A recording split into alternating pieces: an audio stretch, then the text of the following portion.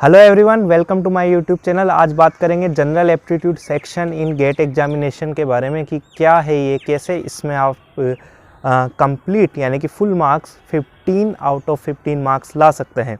ठीक है, और मैं ये आपको इसलिए बता रहा हूँ क्योंकि मैंने खुद ने ये चीज़ें ट्राई करी है और मेरे 15 आउट ऑफ 15 मार्क्स आए थे। और वही चीज़ मैं आपके साथ शेयर करने वाला हूँ कि मैंने ऐसा क्या किया था और कैसे ये डिफरेंट है और एग्जामिनेशन से। ठीक है, तो point wise point two point बात करेंगे। तो फर्स्ट पॉइंट जो मैं डिस्कस करना चाह रहा हूँ वो है importance of general aptitude in GATE examination. देखिए, कोई भी ऐसा सब्जेक्ट नहीं होगा टेक्निकल का जिसमें से आपको ये कंफर्म हो कि यहाँ से 15 मार्क्स का क्वेश्चंस आने वाला है जनरल एप्टीट्यूड को छोड़ के। सिर्फ इसी सेक्शन में हमें पता है कि यहाँ से इतने मार्क्स का आने वाला है। इसके बाद फिर इंजीनियरिंग मैथमेटिक्स से काफ़ी कुछ आता है। ठीक है, उसके बाद आपके टेक्निकल सब्जेक्ट्स है ही।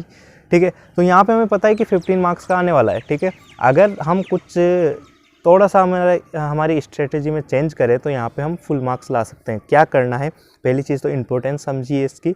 15 नंबर है, पूरे आप ला सकते हैं, बहुत इंपॉर्टेंट है। ठीक है, अगर आपको इम्पोर्टेंस समझ में आ गई। सेकंड चीज़ है कि ये अदर जैसे आप अगर प्रैक्टिस कर रहे हो जनरल एप्टीट्यूड की, तो बहुत सारे एग्जाम्स में general aptitude, reasoning and English का भी इसमें थोड़ा सा पार्ट होता है। उसके भी बारे में डिस्कस करेंगे, वो आता है अदर एग्जाम्स में भी और आप प्रिपेयर कर रहे होंगे। बट अदर एग्जाम से कैसे डिफरेंट है गेट एग्जामिनेशन में जो एप्टीट्यूड आता है। पहली चीज़, गेट एग्जामिनेशन में आपके पास कैलकुलेटर अवेलेबल रहेगा। ठीक है, तो जो कैलकुलेशन करने के लिए, जैसे हम क्या करते हैं, प्रैक्टिस करते हैं जब एप्टीट्यूड की, तो लोग क्या करते हैं, कैलकुलेशन को मतलब शार्प करने की कोशिश करते हैं। क्योंकि अदर एग्जाम्स में कहीं भी कैलकुलेटर हमारे पास नहीं होता है, लेकिन गेट एग्जामिनेशन में होता है।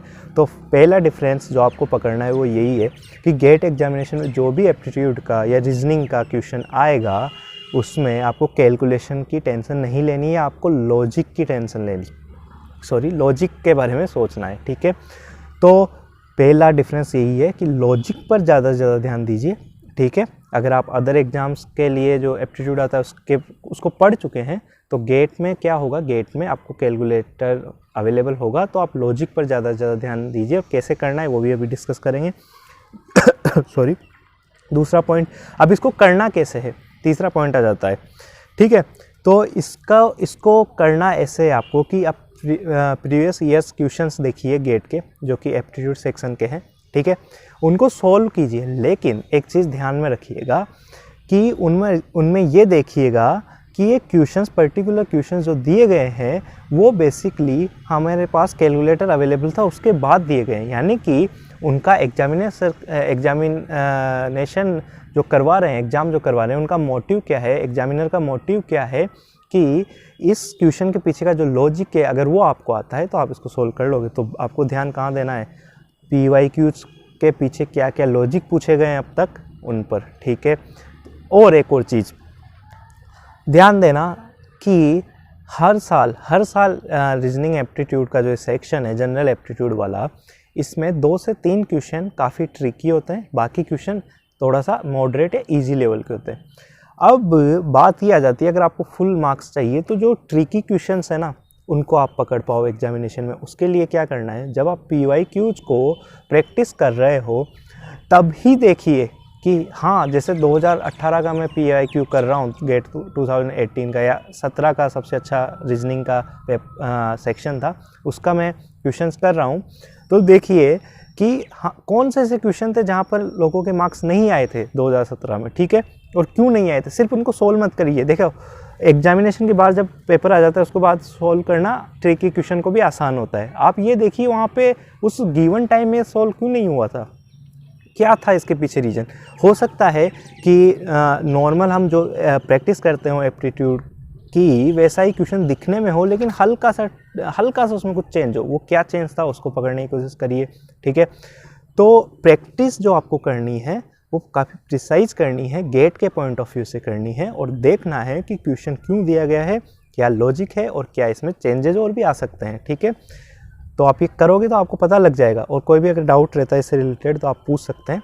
ठीक है, प्रैक्टिकली भी मैं कोशिश करूँगा कि आपको बता सकूँ मैं क्या बोल रहा हूँ। आप प्रैक्टिस करिए, आपको समझ में आ जाएगा। ठीक है, अच्छा, एक इंग्लिश वाला भी पोर्शन आता है सर। तो इंग्लिश के जो क्वेश्चंस आते हैं, देखो 15 में से ये मान लो कि जो टफ़, अगर मैं टफ़ बोलूँ उस इंग्लिश को, तो 2 मार्क्स से ज़्यादा ऐसे कोई क्वेश्चन नहीं होंगे इंग्लिश में, इंग्लिश सब्जेक्ट से जो टफ़ कह सकते हो आप उनको। बाकी बहुत इजी होंगे जिनको आपको अगर बेसिक ग्रामर भी अगर आपको पता है तो आप कर लोगे। अब वो 2 क्वेश्चन कौन से होते हैं, कभी कभी क्या होता है वोकेबलरी वाला क्वेश्चन आ जाता है तो आपको मीनिंग नहीं पता हो, लेकिन यहाँ पे एक ट्रिक है। देखो साल भर जो आप पढ़ रहे हो टेक्निकल, वहाँ पे अच्छे अच्छे जो मीनिंग्स आ रहे हैं टेक्निकल में, एक्स्ट्रा नहीं, उन पे ध्यान दीजिए, उनको समझिए, ठीक है।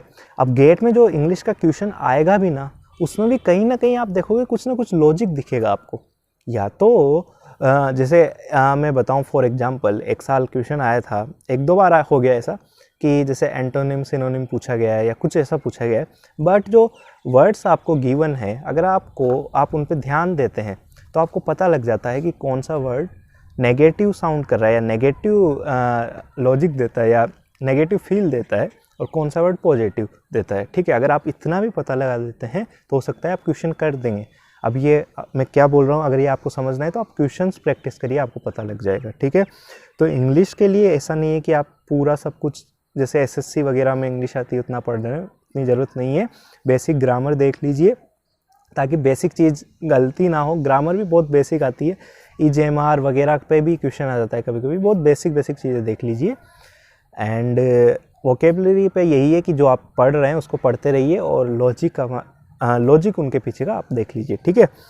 तो ये हो गया आपका एप्टीट्यूड और इंग्लिश दोनों की बात, ठीक है।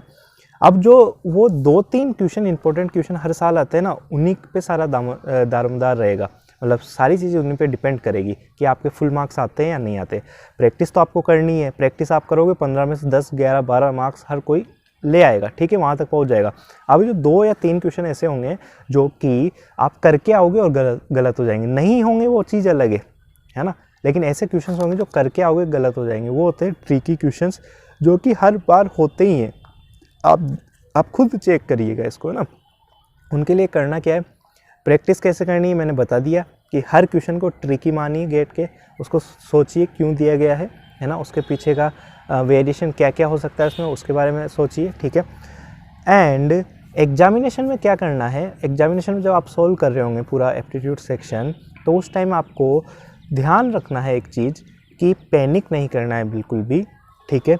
आपके पास कैलकुलेटर है, जो आपको मेथड आता है उसको लगाइए, यूज करिए, कैलकुलेटर आपके पास है।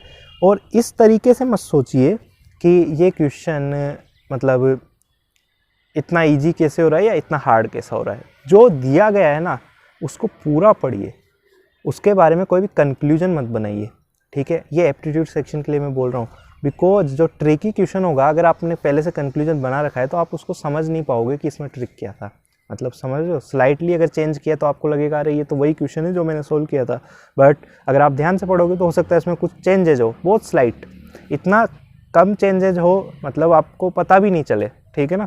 तो उसके लिए क्या ज़रूरी है कि आप कोई कंक्लूजन ना बनाओ वहाँ पे एग्जामिनेशन में, किसी भी क्वेश्चन को लेके क्वेश्चन को एज इट इज़ देखने की कोशिश करो, जैसा वो क्वेश्चन है उसको वैसा ही देखो एंड देन आप सोल्व करो। अगर कोई क्वेश्चन ज़्यादा टफ आ जाता है तो जो बेसिक्स है ना उस पर चले जाओ, बैक टू बेसिक्स चले जाओ आप, है ना, बिल्कुल बेसिक पे चले जाइए, वहाँ से जो सोल्व होता है बेसिक उसको सोल्व करिए, ठीक है। क्योंकि कैलकुलेटर आपके पास होगा, आपको टेंशन लेने की ज़रूरत नहीं है वो चीज़ के बारे में, सिर्फ और सिर्फ लॉजिक के बारे में सोचना है आपको, ठीक है। तो आई होप ये 4-5 पॉइंट से चीज़ें क्लियर हुई होगी। एंड 2 मंथ बचे हैं आपके पास, 2 मंथ्स, है ना, ठीक है। तो इसी तरीके से आप इसको करिए और काफ़ी इम्पोर्टेंट है, 15 मार्क्स है तो आप चाहें तो पूरे मार्क्स ला सकते हैं, काफ़ी ज़्यादा डिफरेंस आ जाता है यहाँ से। आप सोचिए अगर आप किसी के टेक्निकल में कोई आपके इक्वल बंदा है जिसके आपके और उसके टेक्निकल में इक्वल मार्क्स आ रहे हैं, लेकिन एप्टीट्यूड में आप अगर 10-11 पे रह गए और बंदा 14-15 पे चला गया तो 3-4 मार्क्स का फ़र्क आ जाता है, जो कि रैंक में जब कन्वर्ट होता है तो it will be a huge difference, है ना, बहुत ज़्यादा डिफरेंस आ जाएगा, ठीक है। तो आई होप चीज़ें क्लियर होगी। और भी कोई भी आपके डाउट रह जाएं तो आप कमेंट सेक्शन में बता सकते हैं। वीडियो अगर आपको हेल्पफुल लगा हो तो इसको शेयर कीजिए, लाइक कर देना, और जो भी आपका फीडबैक है कमेंट सेक्शन में बता देना। चैनल सब्सक्राइब नहीं किया है तो चैनल सब्सक्राइब कर लेना। Bye bye. और बताना और किस बारे में मतलब अभी मैं वीडियोज़ बनाऊँ जो आपके लिए हेल्पफुल हो, ठीक है। चलिए बाय बाय, मिलेंगे नेक्स्ट वीडियो में।